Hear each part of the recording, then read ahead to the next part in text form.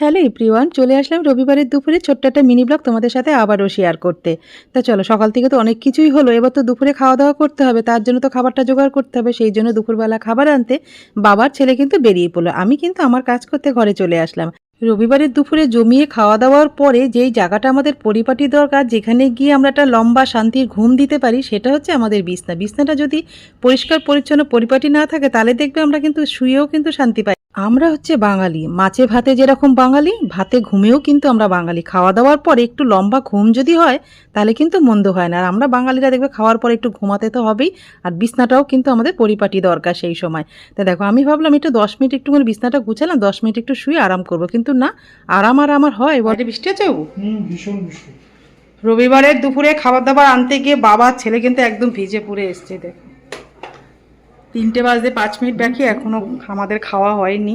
এই সবে আনলো, বৃষ্টির জন্যই কিন্তু এত দেরি হয়ে গেছে খাবার আনতে। ওরা যাওয়ার পরেই কিন্তু খুব জোরে বৃষ্টি এসছে। তো চলো, কি কি নিয়ে এসছে পরে তোমাদেরকে দেখাচ্ছি। বদমাশ বলছে। চো চো চো, খাবি চো। বাবা কোথায়? আমাদের স্যাম ভাবছে যে বাবার দাদা তো দুজনে গেল দুপুরে খাবার আনতে, কিন্তু দাদা তো চলে এসছে, বাবা কোথায় গেল? সেই জন্য বাবার অপেক্ষা ছোট ছেলে কিন্তু দরজার সামনে দাঁড়িয়েই রয়েছে। এখন জায়গায় বিরিয়ানি কাঠে চালে করছে, মানে গ্যাস এখন বড় বড় রেস্টুরেন্টে কাঠেই হচ্ছে, গ্যাসের সাপ্লাই ঠিক মতন হচ্ছে না। মালিক যে কাকুটা উনি বলে যে কাঠে করছে, লেট হয় ঠিকই, কিন্তু খাবারটা টেস্টি হয়।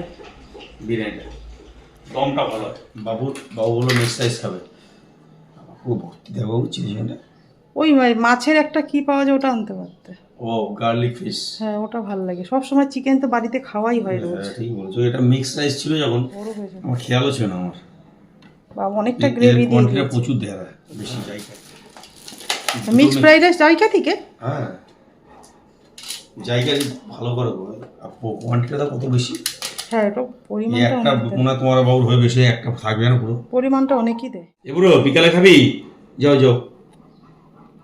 এটা আমার মটন বিরিয়ানি, আর তোমার বাবুর mix rice, mix fried rice. কেন ও বিরিয়ানি খায়নি বাবু? বাবু খাবে না বলছে। ও বিরিয়ানি খাবি না?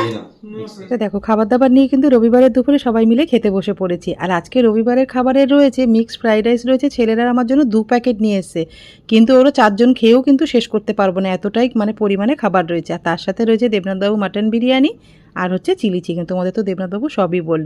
এই সুন্দর মুহূর্তটা তোমাদের সাথে শেয়ার না করে আমি আর পারলাম না, জানো তো। এই ছোট ছোট স্মৃতিগুলো বুড়ো বয়সে কিন্তু আমাদের বাঁচিয়ে রাখবে। তাই জন্য আমি কোনো রকম কিন্তু মিস করি না, সবই ক্যামেরাবন্দি করে রেখে দিই। আমার ছেলেও কিন্তু বিরিয়ানি খেতে খুব ভালোবাসে, দেবনাথবাবু তো ভীষণ ভালোবাসে মাটন বিরিয়ানি খেতে। কিন্তু আজকে ছেলে বলেছে মিক্সড ফ্রাইড রাইস খাবে, কিন্তু বাবার মুখে তুলতে পারলো না ছেলেকে না খাইয়ে। ছেলের পছন্দের